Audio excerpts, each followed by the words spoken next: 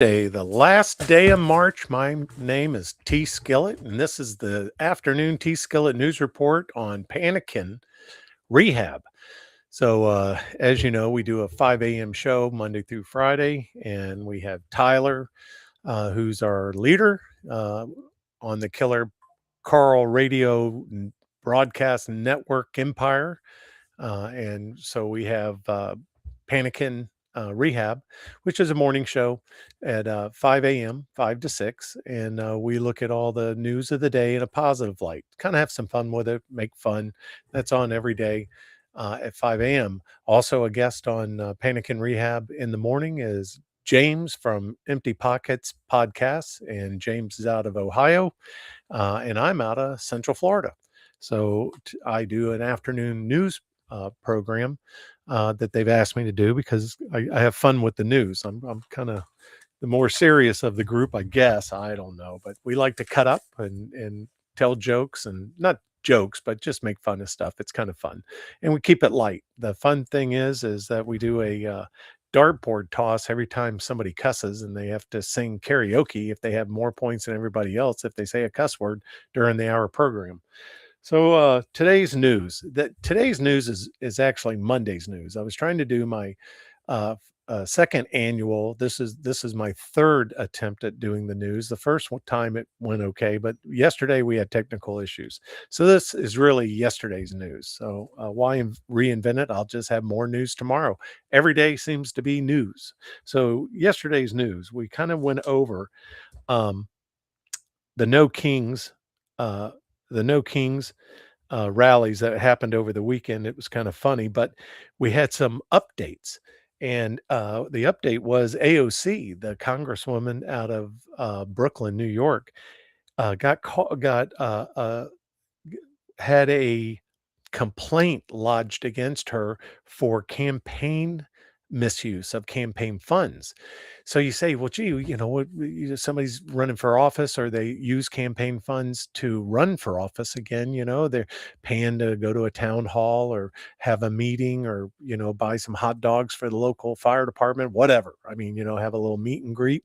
I'm sure you use your campaign funds for that. Signs, renting a hall, renting all the microphones and lights and whatever, billboards, whatever that you're going to use for that. But it seems that AOC paid a psychiatrist $19,000. So this is she probably has a tick or something. It seems that AOC has to pay a psychiatrist $19,000 for some psychiatric drug use that she put down labeled for in her campaign funds as leadership training, psychiatric services. So the NLPC filed a complaint, and so that's going to be following through. Um, following through. Um, all right. So now I'm trying to get get it off. I don't know if I can get it off, but we'll see. So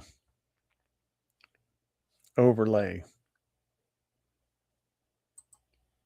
So back to the show. Okay, now I just learned how to do that. So I can put an overlay on and then take it off. See, I'm learning how to use this program, and I'm producing my own news hour or news half hour. In fact, my first news show was only 18 minutes. Now, Trump confirmed today that the U.S. is negotiating with Iranian Parliament Speaker Mohammed Bagher Caliphate. Now that was yesterday's news that he let it slip. He made an announcement that he is negotiating with leadership in Iran, trying to come up with a peace plan, and he confirmed that it's with the Iranian Parliament Speaker, with Mohammed Bagher Khalifa. So, I hope everything's going well. He did say his name. He said he was communicating with him, and we do have an update. The update is we are sending flowers now to the funeral of Mohammed Bagher Khalifa. So I guess Trump's gonna be talking with somebody new tomorrow, so who knows? Well, that was kinda quick. That's kinda how that happens there. The Democrat communists used the No Kings rally on Saturday to call for a May Day strike, shut the United States down for everybody to go on strike, just like they used to do in Russia when they were trying to go full commie. So during the Minneapolis rally featuring Governor Tim Walz, Bruce Springsteen, Bernie Sanders, and Robert De Niro. They had record crowds out in Minneapolis. Seemed to be a nice day, and they definitely don't want kings, so that's good. But they are pushing for communism. So we did notice that Bruce Springsteen talked about sang a couple of songs, and he did talk about going full commie with Bernie Sanders. But, Bruce Springsteen's has a tour out right now. He's in full tour mode. His newest concert tour, they charge tickets between $1,900 and $8,000. So, I guess if you wanna see the boss, you better cough up $1,900 for general admission or 8,000 plus for any seats in front of the stage. So, he must not be that big of a commie. I mean, why isn't he giving free concerts out? I don't know. So, that's the boss. Well, we wish him luck. I know he's gonna do a great job as usual. Um the No Kings rally was paid for by Neville Roy Singham. He has about 1,000 NGOs, but the big NGOs that he funds is the People's Forum, the Breakthrough PT Media Group, the Breakthrough News, Code Pink PSL, and those are NGOs that support communism. They promote it, they try to teach people communism, and they want the whole United States to switch over to communism. So good luck with that. Um, I don't think anybody's going to go for it. Chicago Mayor Brandon Johnson, he railed against assaults on immigrants as the slain Loyola College student Sheridan Gorman was buried on Monday. And that's kind of sad, because she's just a freshman college. So we do we do have some military updates. The USS Gerald Ford, our newest aircraft carrier, is out of the Middle East right now because a fire broke out in the main laundry room. It took 30 hours to get the fire under control on our newest aircraft carrier, our most modern, highest technology. Been on the ocean now for about 8 to 9 months, and it broke. Fire broke out in the laundry and the rest Blackwater holding tanks facility, and so it's out. So 200 sailors uh, succumbed to smoke and inhalation, um, and so it's out of action. The USS Bush sailed in to fill the gap. So we have the USS Lincoln and the Ford's out and the Bush is in. So, um, but guess who showed up on scene in the Middle East is the Marines. So 2,500 battle, uh, our one of our biggest carriers for the Marines came in that carry the ground assault troops. So it's on scene now in the Middle East, and who knows where they're going to be going or landing. This is their amphibious force. So if you're in Iran and you see Osprey fly over like this, carrying a bunch of Marines, I would put white sheets outside your windows and just kind of hold them in the windows with books or a rock, just to let them know that you've given up. That's good advice. That's real good advice. All right, sports. Now, the sports we have today is that Duke is out of the Final Four. Duke will not be going to Indianapolis for the Final Four basketball.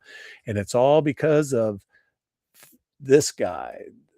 Uh, let's see if I can find it in here. This kid, a freshman from UConn Huskies, shot the winning three-pointer in the last seconds of the game and won the game over Duke.